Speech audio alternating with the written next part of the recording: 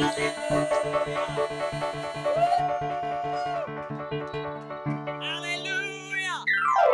Alléluia! Alléluia! Acclamez très fort le Seigneur Jésus-Christ dans ce lieu.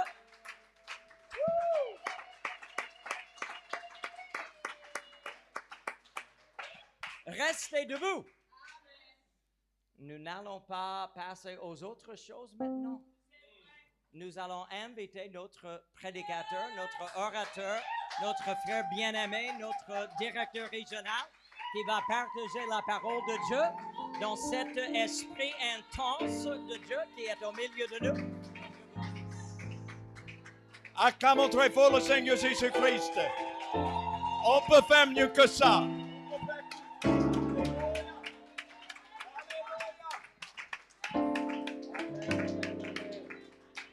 Amen, amen, amen. Alléluia. Est-ce que le Seigneur t'a fait de grandes choses? Alléluia. Si il t'a fait de grandes choses, il faut le remercier encore avant de s'asseoir. Alléluia.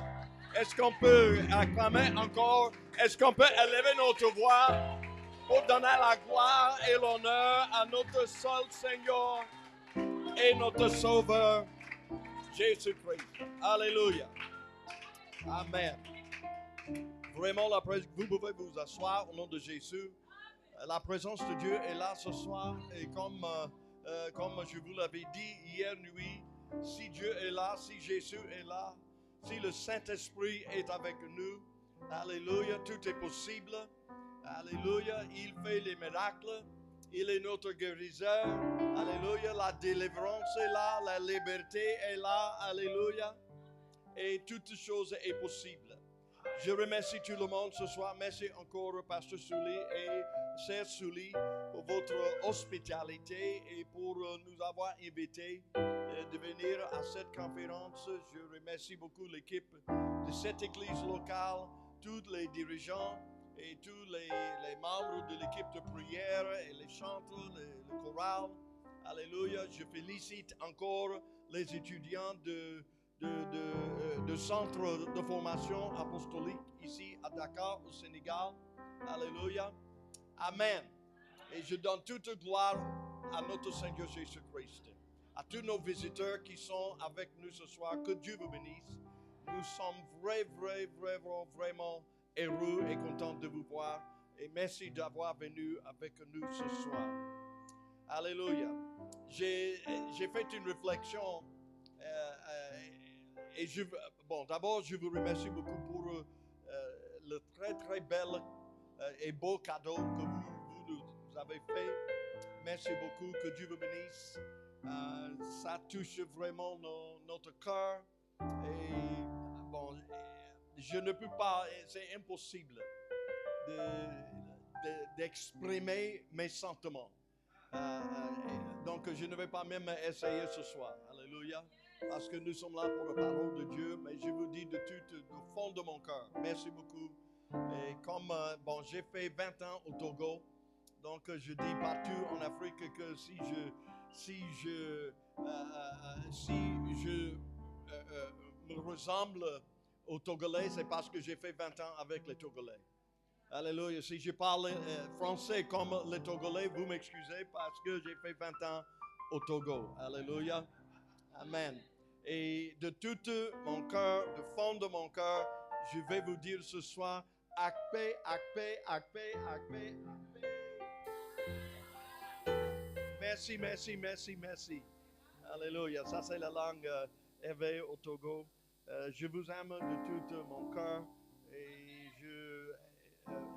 j'ai beaucoup de choses que je veux dire, mais on va aller dans la parole de Dieu ce soir. Maintenant, j'ai vu beaucoup de choses ici en Afrique pendant les derniers 30 ans.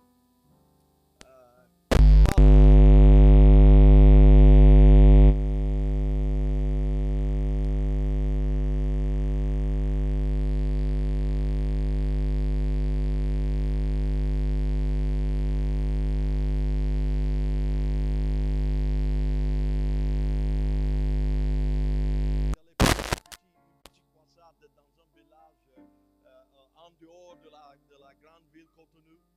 Et c'était dans un village dans la brousse.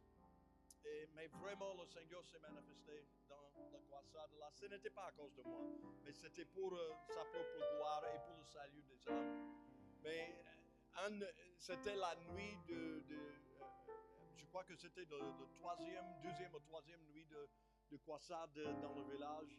Et lors de la prière, après la prédication de la parole de Dieu, la présence de Dieu est descendue sur la baptême et voilà, sur les branches de palmier. Et Dieu il commençait de travailler. Un jeune homme, c'était un garçon, il s'appelle Olivier. Je ne savais pas, je ne comprenais pas parce qu'en ce moment, je ne parlais pas du tout français. Mais lors de la prière, après la prédication, j'ai vu ce garçon qui s'approchait de devant et quand il venait, mais comme ça, il répétait et répétait Jésus, Jésus, Jésus, Jésus en venant. Et quand il commençait de faire comme ça, les gens étaient vraiment mouvés et touchés. Les gens commençaient de sauter et pousser des cris de joie. Et j'ai demandé au missionnaire qui m'avait invité de venir, je lui ai demandé qu'est-ce qui se passe en ce moment, parce que qu'est-ce qu'il y a, le garçon là, il dit seulement Jésus, Jésus, Jésus, Jésus, mais tout le monde, c'est comme tout le monde est devenu fou. Ils ont perdu même leur bon sens. Et le missionnaire m'a dit non, vous devez comprendre quelque chose. Ce jeune homme-là, Olivier, ce garçon-là, il n'a jamais parlé. Dès sa naissance, il n'a jamais parlé. Il n'a jamais parlé même un seul mot. Mais cette nuit, lors de la prière, le Seigneur l'a guéri. Le Seigneur a ouvert sa bouche.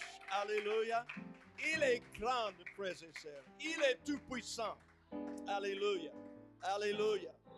Et c'était au Togo il y a quelques années. J'étais encore dans un village dans la brousse, très très loin. C'était quelque chose de 5 heures et demie en voiture de Lomé jusqu'au village Palimeji, le village Palimeji. J'étais au village, j'ai dormi dans ma voiture parce qu'il n'y a pas d'hôtel, il n'y a pas d'électricité, il n'y a pas de l'eau dans les tuyaux, hein. C'est seulement l'eau dans la rivière. Et j'ai dormi dans ma voiture est devenue mon hôtel en ce moment-là. Et la nuit là, ou bien le samedi après-midi, samedi vers le soir, le pasteur de l'église locale, en ce moment maintenant, je parlais français parce que j'ai fait beaucoup de temps au Togo. Et le pasteur a dit que nous avons la séance de prière à l'église ce soir. Nous allons prier pour le culte ou bien pour le service de demain. J'ai dit bon, d'accord, allons. Nous sommes allés maintenant à l'église. En ce moment, c'était la seule église au village. Le tout seul église au village. Nous sommes allés au temple. C'était les murs de, comment dirais-je, en banco. Alléluia, vous connaissez banco ici, ça c'est la terre rouge. Et pas de cimentage par terre. Et seulement l'étoile en haut là. Mais le temple était plein à craquer. Plus de place. Et les gens étaient debout en train de prier et le Saint-Esprit descendu. Et pendant la prière, le pasteur s'approchait de moi, pasteur Isidore, et il a dit, missionnaire, viens avec moi, viens avec moi.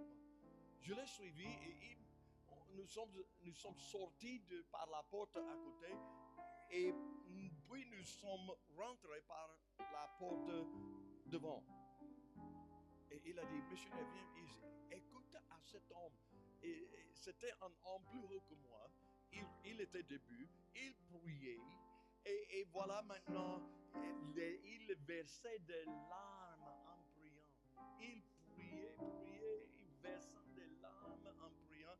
Et le pasteur Isidore m'a dit, missionnaire, approche-toi de lui et écoute-le. Je me suis approché de l'homme au moment où il priait comme ça. Et à mon étonnement, l'homme parlait anglais. Oui, il parlait anglais. Clairement, il parlait anglais. J'ai compris exactement ce qu'il disait. Il répétait en anglais. Mais je dis ça en français pour que vous compreniez. L'homme, il répétait, Dieu, j'ai reçu ton plan, j'ai reçu ton plan, j'ai reçu ton plan, versant des larmes. Je me suis tourné vers le pasteur Isidore et j'ai dit, pasteur Isidore, il parle anglais. Quand j'ai dit cela, pasteur Isidore, il commençait de sauter et de crier. Et j'ai dit, quoi? C'est quoi? Ça, c'est quoi? J'ai dit, pasteur, il parle anglais, mais peut-être Isidore commençait de me dire, non, il vient de recevoir le Saint-Esprit. Il parle en d'autres langues. J'étais comme vous, je suis dit, j'ai dit, pasteur Isidore, calme-toi. Peut-être cet homme, peut-être il est allé au Ghana pour apprendre un peu anglais. Il a dit, non. Cet homme n'a jamais mis pied au Ghana. J'ai dit, il a mis le Nigeria aussi. Non. Cet homme, j'ai dit, peut-être il a appris anglais à l'école. Il a dit, missionnaire, écoute bien, cet homme n'a jamais mis pied à l'école. Alléluia. Quand il a reçu le Saint-Esprit, et il parlait en d'autres langues selon que l'Esprit de Dieu lui donnait de s'exprimer. Il parlait ma langue. J'étais la seule personne au village qui pouvait comprendre. Alléluia. Je dis cela pour vous dire que il est avec nous ce soir. Il est dans ce lieu ce soir. Rien n'est impossible. Peut-être je ne connais pas ton besoin, mais il le connaît déjà. Peut-être je ne comprends pas ton problème, mais il comprend déjà. Alléluia. Peut-être je ne peux rien faire, mais il peut tout te faire. Alléluia. Est-ce qu'on peut acclamer encore le Seigneur Jésus-Christ, le Tout-Puissant? Alléluia. Alléluia. Alléluia. Gloire à Dieu. Gloire à Dieu. Jean chapitre 4. On se met debout pour la lecture de la parole de Dieu. Merci encore, Pasteur Sully, pour ce privilège et cet honneur. Jean chapitre 4, à partir du verset 46, je lis. Je regarde bien la montre et je suis bien le temps. Jean chapitre 4, à partir du verset 46, il retourna donc à Cana en Galilée, où il avait changé l'eau en vin. Vous savez ce qui se passait en Jean chapitre 2, non? Là où Jésus a changé l'eau en vin. Alléluia. Est-ce que vous avez une fois réfléchi bien sur le miracle de changer l'eau en vin? Cela veut dire que Jésus, c'était le seul miracle qu'il a opéré selon le Nouveau Testament. Cela veut dire que Jésus a pris quelque chose de très, très ordinaire et il l'a transformé et il l'a changé en quelque chose d'extraordinaire. C'était son premier miracle. Alléluia. Et je crois que c'est comme un signe pour nous faire comprendre que la première des choses qu'il veut faire dans ma vie et dans ta vie, alléluia, il veut changer l'eau en vin. C'est-à-dire, il veut transformer ta vie qui est ordinaire ici au Sénégal. Il veut transformer ta vie en quelque chose d'extraordinaire. Alléluia. Il avait à Capernaum un officier du roi dont le fils était malade.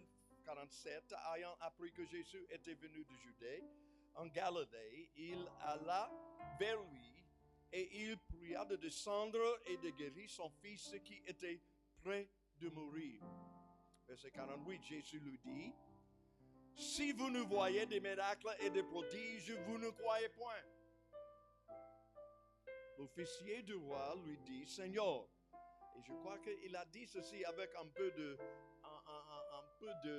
chaleur. « Seigneur, descende avant que mon enfant meure. » Je ne crois pas que l'homme a dit que, « Oh Seigneur, descende avec moi. Descende avec moi avant que mon enfant meure. » Non. C'était avec ferveur. C'était avec émotion. « Seigneur, descende avec moi. va avec moi avant que mon enfant nous meure. Verset 50. Va, lui dit Jésus, ton fils vit. Une parole très simple. Va, lui dit Jésus, ton fils vit. Et voyons maintenant la suite. Et cet homme a cru à la parole que Jésus lui avait dite et il s'en alla. 51, comme déjà il descendait, c'est-à-dire il est descendu de maintenant chez lui. Ses serviteurs venant à sa rencontre lui apportèrent cette nouvelle. Ton enfant vit, ton enfant vit, ton enfant vit, ton enfant vit. Imaginez. 52. Il lui demanda, c'est-à-dire maintenant l'homme a demandé à ses serviteurs, à quelle heure il s'était trouvé mieux. Et le serviteur lui dit, hier à la 7e heure, la fièvre l'a quitté. À la 7e heure. Dis ça, à la 7e heure. Dis à ton prochain, c'était à la 7e heure. 53, le Père reconnut que c'était à cette heure-là que Jésus lui avait dit, ton fils vit, et il crut, lui et toute sa maison. Je veux prêcher pour quelques instants ce soir la 7e heure. La 7e heure. Avant de nous asseoir, nous allons prier. Prie pour toi-même. Prie à ce que Dieu ouvre ton intelligence pour pouvoir recevoir la parole de Dieu ce soir. Prions au nom de Jésus-Christ. Prions au nom du Seigneur. Merci Seigneur pour ta présence. Merci Seigneur pour ton esprit avec nous. Merci pour ta parole. Ta parole est vivante. Ta parole, Seigneur, est la vie. Ta parole, Seigneur, est comme le miel, douce comme le miel. Ta parole, Seigneur, est forte. Alléluia. Ouvre, Seigneur, notre intelligence afin que nous puissions comprendre et écouter à la parole de Dieu, afin que nous puissions la mettre en pratique. Merci Jésus, merci Seigneur. Au nom précieux de Jésus, nous avons prié et tout le monde dit Amen. Que Dieu vous bénisse, vous pouvez vous asseoir au nom de Jésus-Christ. La Bible dit dans les versets là, verset 46, que Jésus, il est retourné à Cana en Galilée, là où il a changé l'eau en vin. Cela vous dit, frères et sœurs et bien-aimés, que voici maintenant le 12e miracle que Jésus a opéré dans la ville Cana en Galilée. 12e miracle. Lors du premier miracle, c'est-à-dire quand il a changé l'eau en vin, vous savez peut-être que c'était lors des noces à Cana en Galilée, c'est-à-dire lors d'un mariage qui se faisait à Cana en Galilée. Lors du premier miracle, le premier miracle était le résultat de deux choses. La première des choses, Jésus a donné deux ordres, deux commandements. Il a donné deux commandements et c'était l'obéissance à ces deux commandements que l'eau était changée en vin. L'obéissance à deux commandements simples. Hier nuit, je vous ai parlé beaucoup de l'importance de l'obéissance. Et voilà, encore, je touche le sujet de l'obéissance. En Jean chapitre 2, le premier miracle exigeait l'obéissance à deux commandements simples. Le premier commandement, ou bien le premier commande que Jésus a donné. Il a dit aux serviteurs, aux noces à Cana en Galilée, remplissez d'eau ces vases. Simple. Ça n'exige pas quelqu'un de monter sur la montagne ou bien de voyager très loin. Simplement, remplissez ces jarres d'eau. Et la Bible dit, vous pouvez lire vous-même en Jean chapitre 2, et il les remplissait jusqu'au bord. Obéissance à un commandement simple. Alléluia. C'est pas difficile, c'est pas compliqué. L'obéissance simple à la parole de Jésus. Deuxième chose que Jésus, deuxième commandement que Jésus a donné en Jean chapitre 2. Puisez maintenant, leur dit-il, et portez à l'ordonnateur de repas. C'est-à-dire, puisez maintenant de l'eau déjà et apportez ça maintenant au gouverneur ou bien à l'organisateur de repas. Et c'était en ce moment, lorsqu'ils commençaient de puiser de l'eau déjà, qu'ils ont constaté que l'eau n'est plus l'eau. Vous savez, ce que je suis en train de dire, frères et sœurs et bien-aimés, c'est lors de notre obéissance que la chose change. Ce n'est ni par l'imagination, ni par la pensée positive que la chose change. Ce n'est ni par l'éducation, ni par l'argent que l'habitude pécheresse est cassée dans ta vie. Alléluia. C'est par l'obéissance à la parole de Dieu. Et lors de l'obéissance, la chose change. Alléluia. Je dis quoi? Je dis que lorsque vous croyez à la parole de Dieu et vous obéissez à la parole de Dieu, alléluia, la maladie ne peut plus rester. La malédiction ne peut plus continuer. Alléluia. Parce que lors de l'obéissance à la parole de Dieu, il y a quelque chose, le miracle est débloqué. Alléluia. Alléluia. L'obéissance simple change la chose. Alléluia. Alors, ici maintenant, qu'est-ce que la 7e heure? Parce que la Bible dit, et je vous ai lu les versets, plutôt, l'homme qui est venu, l'officier est venu, et son fils était au point de mourir, et il venait et il suppliait Jésus de venir et de descendre avec lui pour sauver son enfant. La première des choses, nous devons entendre parler de Jésus-Christ. Alléluia.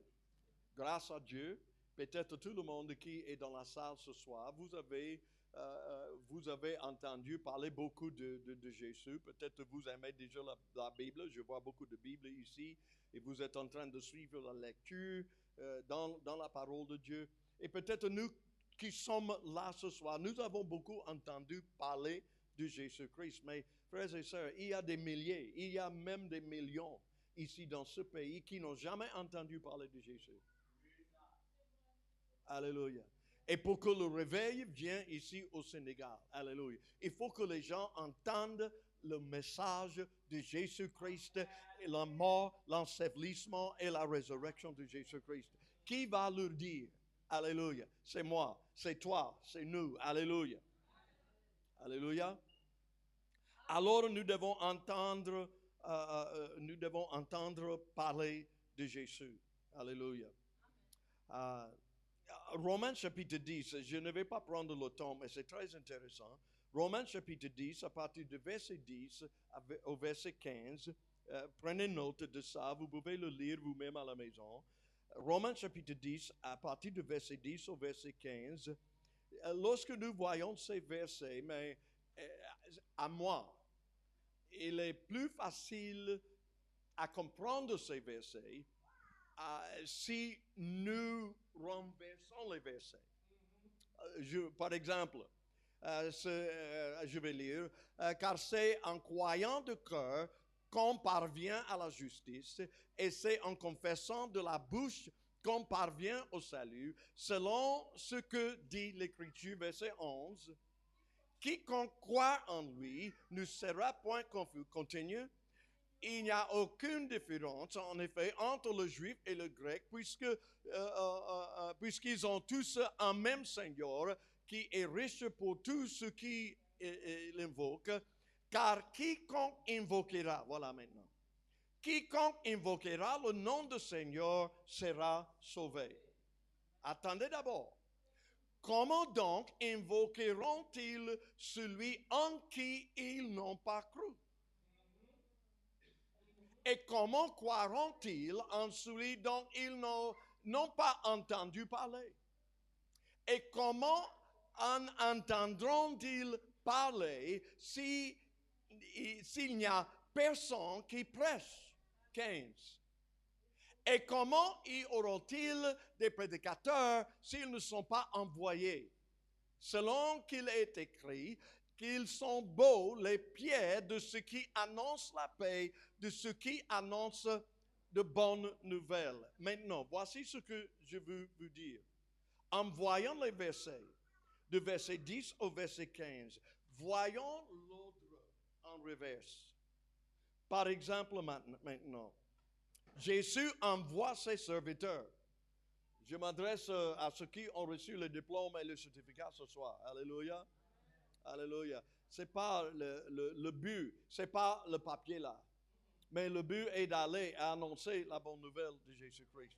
Jésus envoie ses serviteurs et ses servantes. Deuxième étape.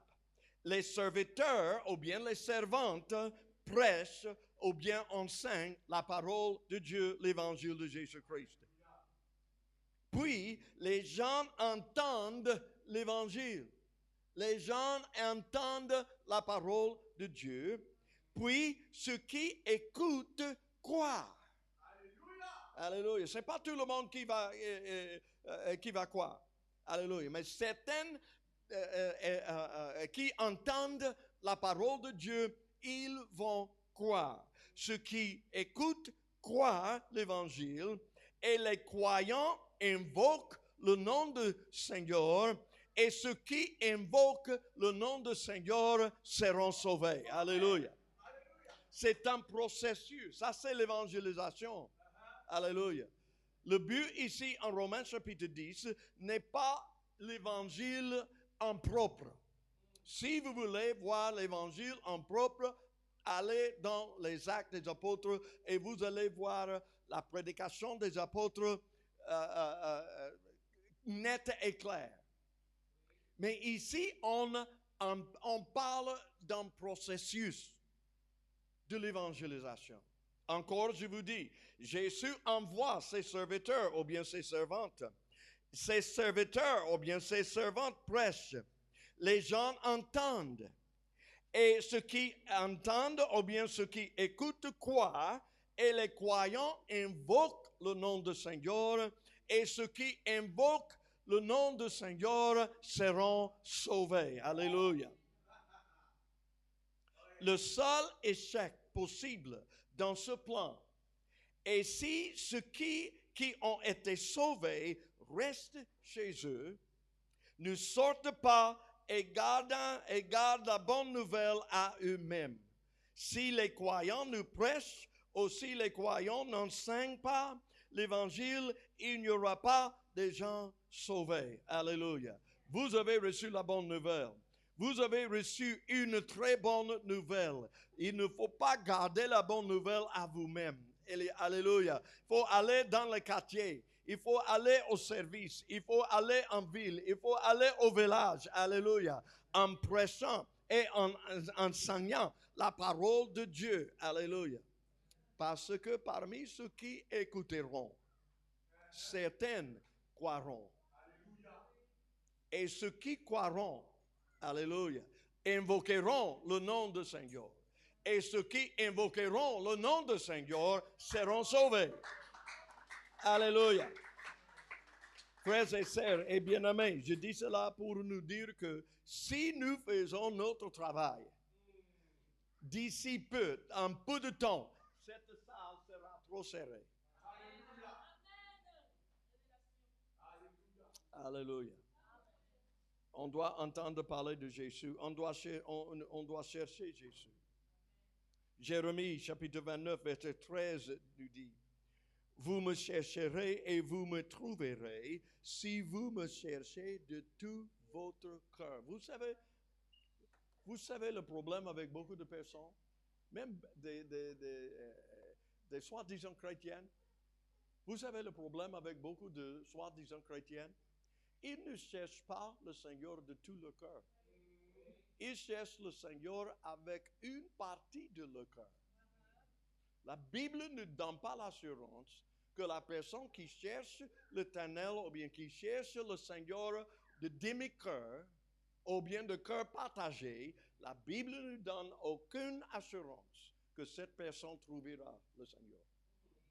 Mais la Bible dit que vous me chercherez et vous me trouverez lorsque vous me cherchez de tout votre cœur. Alléluia. De toute votre, dis ça à ton prochain, de tout ton cœur. De tout ton cœur. Alléluia. Alors, qu'est-ce que la 7e heure, je veux revenir sur ça. La 7e heure, c'est quoi?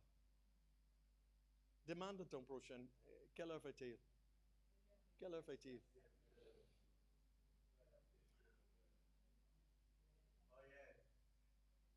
La 7e heure. Qu'est-ce que le 7e heure? Ici, dans cette histoire que nous avons lue dans la Bible, quand on parle de la 7e heure, c'est l'heure quand Dieu adresse une parole particulière à une situation particulière dans ta vie. C'est la 7e heure. C'est la 7e heure. La 7e heure, c'est quoi? C'est quand? Le moment précis, quand l'homme se met en accord avec la parole de Dieu. C'est le moment où je me mets moi-même, je me mets en accord avec la parole de Dieu. C'est-à-dire, je me mets en ligne avec la parole de Dieu. C'est la 7e heure. La 7e heure, c'est quoi alors? C'est l'heure quand l'homme saisit la parole dans son cœur. Alléluia. Considérons encore l'homme en Jean chapitre 4. Il avait un problème. Qui dans la salle ce soir, qui n'a pas de problème? Je veux voir la main. Qui n'a pas de problème? Qui a de problème? Nous tous, chacun de nous. Et ceux qui ne mettent pas la main en haut, mentent. Et le menteur n'ira pas au ciel. Alléluia. Non, c'est vrai. C'est vrai. Nous tous, nous avons des problèmes parce que nous sommes hommes, nous sommes humains. La vie est pleine de problèmes. Plein de problèmes. Et cet homme, il avait un problème. Et il est allé chercher, il avait entendu parler de Jésus, il allait chercher Jésus, il a trouvé Jésus. Et puis il commençait de supplier le Seigneur Jésus de venir, de descendre chez lui parce que son fils était malade. N'oubliez pas que c'était en ce même endroit où Jésus avait changé l'eau en vin. Et Jésus, il savait déjà jusque-là, il savait qu'il y a beaucoup de gens qui le suivaient à cause des miracles. C'est la même chose aujourd'hui. Alléluia. C'est pourquoi beaucoup de monde court après les soi-disant prophètes et apôtres, et les faiseurs de miracles. Alléluia. Mais je veux vous dire quelque chose. Il y a et il y a le vrai miracle.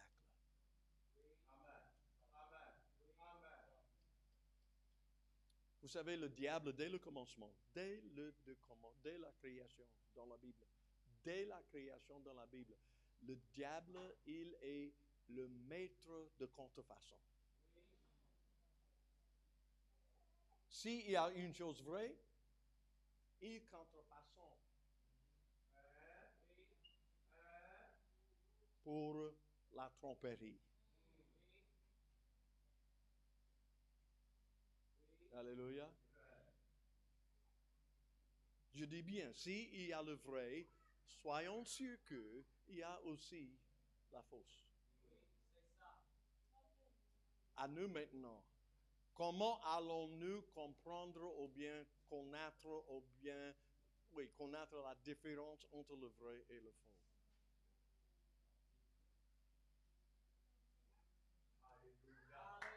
C'est ici, c'est pas la parole de Dieu. Si on ne connaît pas la parole de Dieu, on peut être facilement trompé. Mais si tu connais la parole de Dieu, voilà le pourquoi tu devais aller à l'église. Voilà pourquoi tu dois lire et étudier la parole de Dieu, même chez toi dans la maison. Alléluia. Ça, c'est pourquoi nous devons entendre la parole de Dieu. Nous devons suivre, nous devons mettre en pratique, nous devons obéir à la parole de Dieu. Alléluia. Parce que dans le monde, il y a le vrai, mais il y a aussi le faux. Alléluia. Et maintenant, cet homme, et Jésus, sachant que déjà, même en Jean chapitre 4, il y avait des gens qui couraient d'après les miracles. C'est pourquoi Jésus a dit à cet homme, quand l'homme l'a supplié la première fois, viens descendre avec moi, mon fils est malade, mon fils meurt. Et Jésus a dit, oui, toi, tu es l'un des gens qui suit les miracles. À moins que tu ne vois le miracle, à moins que tu ne vois des signes et des miracles, tu ne crois pas. C'est pourquoi cet homme maintenant, il a supplié Jésus, Seigneur, descends avec moi, mon fils, il meurt. Descends avec moi, viens avec moi, viens avec moi.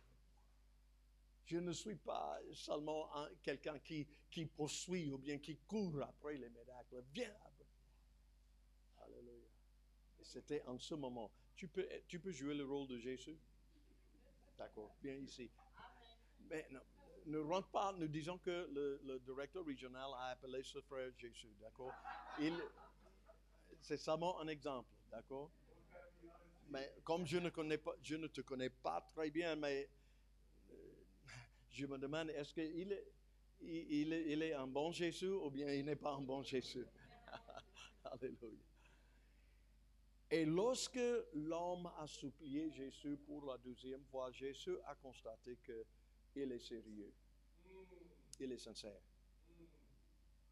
Ce n'est pas l'un des gens qui courent après les miracles et les signes. Et Jésus lui dit, va, ton fils vit. Simple. C'est pas compliqué. Dites ça. Va, ton fils vit. C'est ça que Jésus a dit.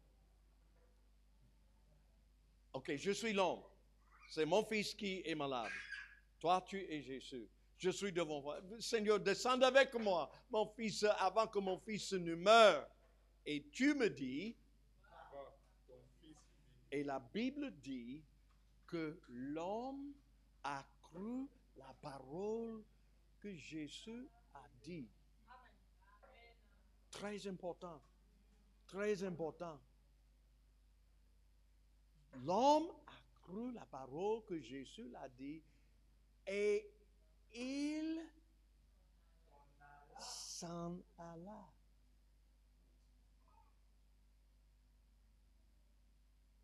Cela veut dire qu'il était devant Jésus comme ça. Jésus lui a dit encore. Et il a fait un pas. Et il commençait maintenant de descendre, de rentrer chez lui. En allant maintenant, je suis presque à la fin. En rentrant maintenant, la Bible dit que l'homme, il a rencontré ses serviteurs. Et ses serviteurs n'étaient pas tristes. Ses serviteurs ne pleuraient pas. Mais quand il rencontrait maintenant ses serviteurs commençaient de crier vers leur patron, disant quoi? C'est ce qu'il vient de dire. Et maintenant, les serviteurs disent la même chose que le maître a dit. Alléluia. Et frères et sœurs, lorsque les serviteurs de Dieu commencent à dire ce que l'Éternel Dieu a dit, alléluia. Lorsque nous commençons de presser ce qu'il a dit, lorsque nous commençons d'enseigner ce qu'il a dit, alléluia, il va confirmer sa parole avec des miracles et des signes qui suivront. Il rencontrait ses serviteurs. Les serviteurs sont, oh maître, ton fils vit. Il n'a pas oublié la parole que Jésus avait prononcée. Et la Bible dit que le monsieur a dit, attends, calmez-vous. À quelle heure? Est-ce que vous avez regardé l'heure lorsque mon fils commençait d'avoir le rétablissement, lorsqu'il commençait d'avoir la guérison? Est-ce que tu as noté ou bien remarqué l'heure? Et les serviteurs ont dit, oui, monsieur, c'était à la 7e heure. Et la Bible dit que l'homme, il comprenait. Parce que je ne sais pas pourquoi, mais le jour-là, le temps-là, quand il était devant Jésus, et Jésus a dit,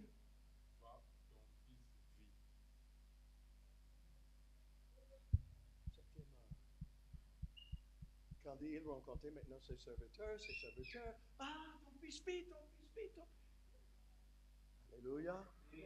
C'est la 7e heure. Cet homme-là, il a saisi la parole dans son cœur.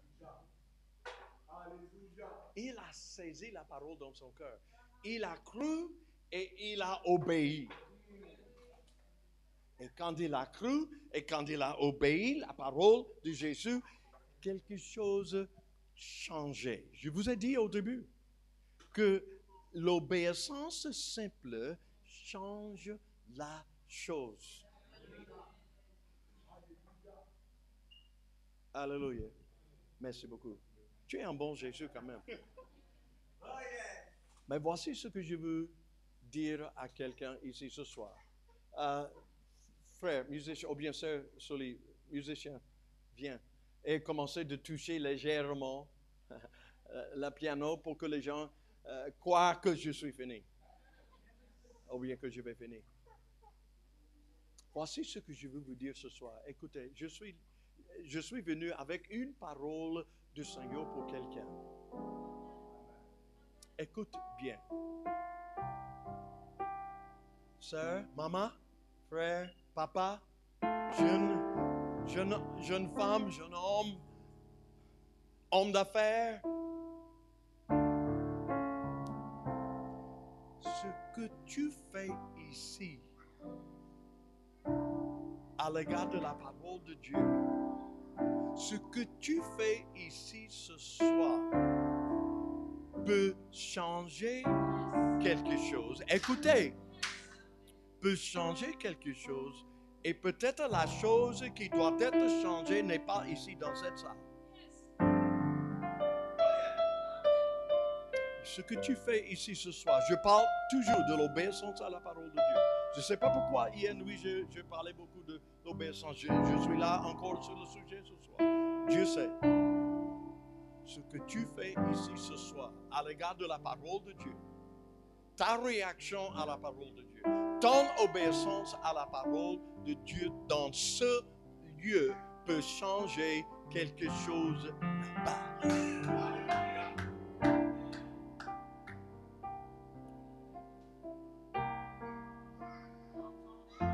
Et tu dis non, non, non, non, non, non, non, non. Non, missionnaire, tu ne comprends pas parce que mon vrai problème est au village, c'est pas ici à Dakar. Peu importe. Peu importe. Ce que tu fais ici, ton obéissance ici, ta foi et ton obéissance ici, quelque chose changera là-bas. Et tu dis non, c'est pas dans ce pays, c'est dans un autre pays, peu importe. Le bras du Seigneur n'est pas court. Mais il peut toucher les gens même dans un autre pays. Ce que tu fais ici, ton obéissance dans ce lieu peut changer la chose ailleurs. Bien sûr, ça peut changer la chose ici, dans cette salle, mais Dieu n'est pas limité à cette salle. Tu as un problème, tu as une situation, tu luttes avec quelque chose qui est très très compliqué. Rien n'est compliqué pour le Seigneur Jésus-Christ. Rien n'est compliqué, trop compliqué pour lui. Non, non, non. Ce que tu fais ici peut effectuer un changement là-bas. Si Jésus a fait pour cet homme, il peut faire pour toi aussi. Vous savez,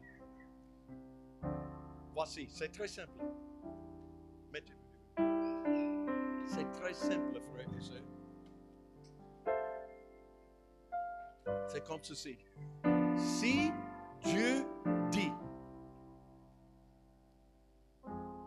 il fera. Si Dieu dit, il le fera. Il n'est pas l'homme pour mentir.